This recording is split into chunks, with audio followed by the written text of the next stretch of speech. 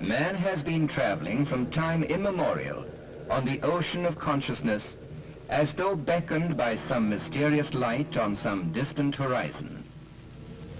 Man's earliest, as well as his ultimate and highest preoccupation, has been his quest after God, perfection, truth, bliss, and immortality.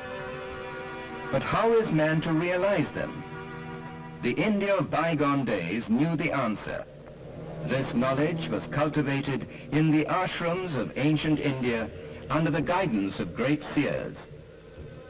Brave were the boys brought up in the ashrams.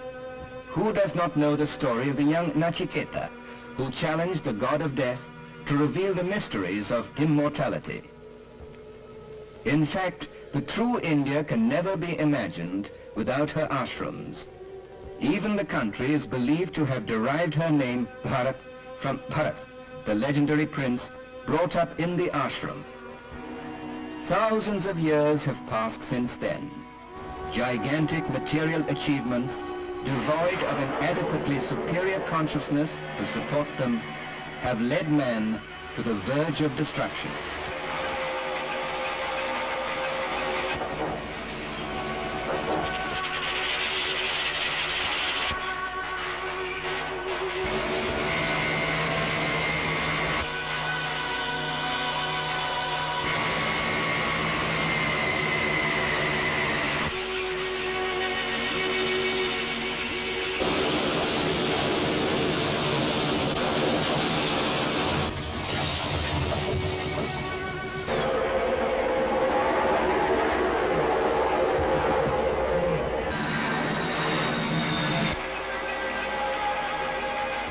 But this must not be, proclaimed Sri Aurobindo. Man must evolve further in his consciousness. And when this world of matter and the spirit of heaven embrace each other, then there shall be the dawn of a new age. This message of Sri Aurobindo goes forth from his ashram at Pondicherry, the ancient Vedpuri, once the ashram of the Vedic rishi Agastya.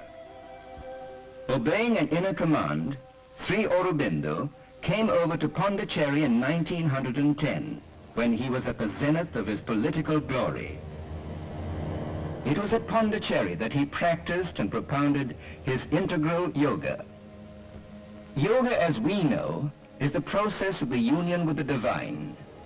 And the aim of Sri Aurobindo's integral yoga is not merely to rise out of the ordinary ignorant world consciousness into the divine consciousness, but to bring the supramental power of that divine consciousness down into the ignorance of mind, life, and body, to transform them, to manifest the divine here and create a divine life in matter.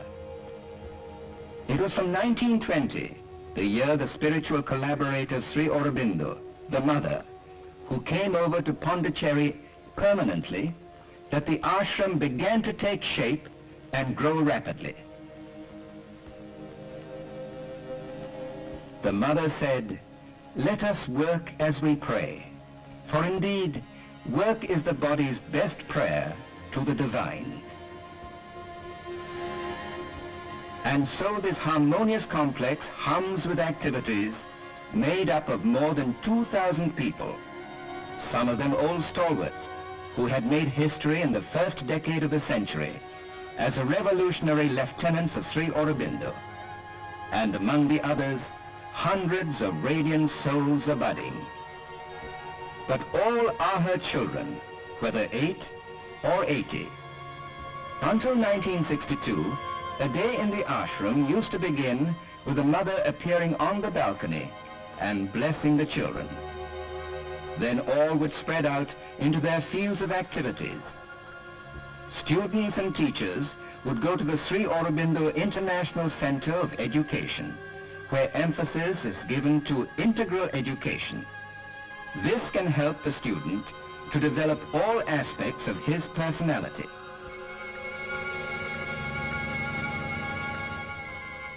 The body being the basis of our being, special emphasis is given to physical culture.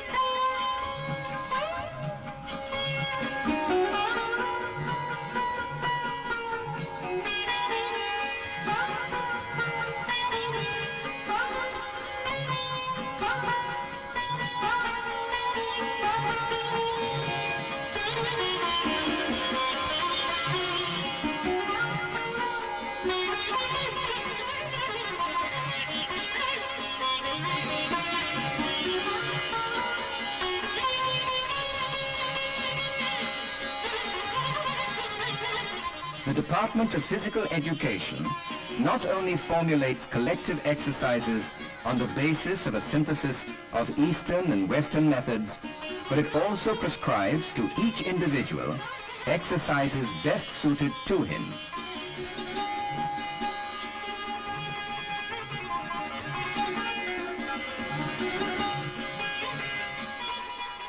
But since the real purpose of education is to bring true enlightenment, all work can become education when done with a proper attitude, the attitude of serving the divine through work. Whatever work one may do, one should do it as perfectly as one can, is the motto in the ashram. For work becomes yoga when one offers it to the divine and seeks his own perfection through it. There is no hierarchy among the ashramites. All are sadhaks, and each one looks for his or her guidance to the mother, who, during more than 50 years of her guiding the ashram, has been herself the most radiant example of tireless work.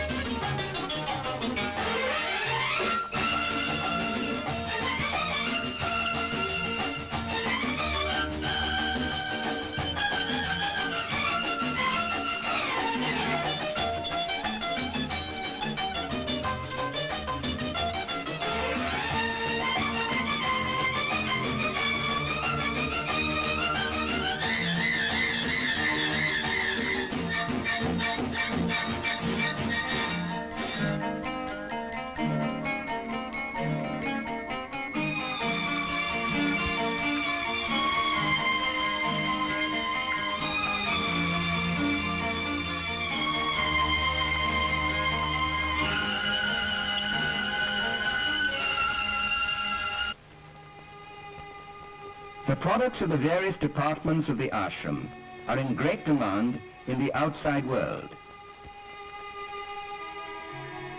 Here, in an exhibition of such products in Bombay, the visitors appreciate their artistic quality.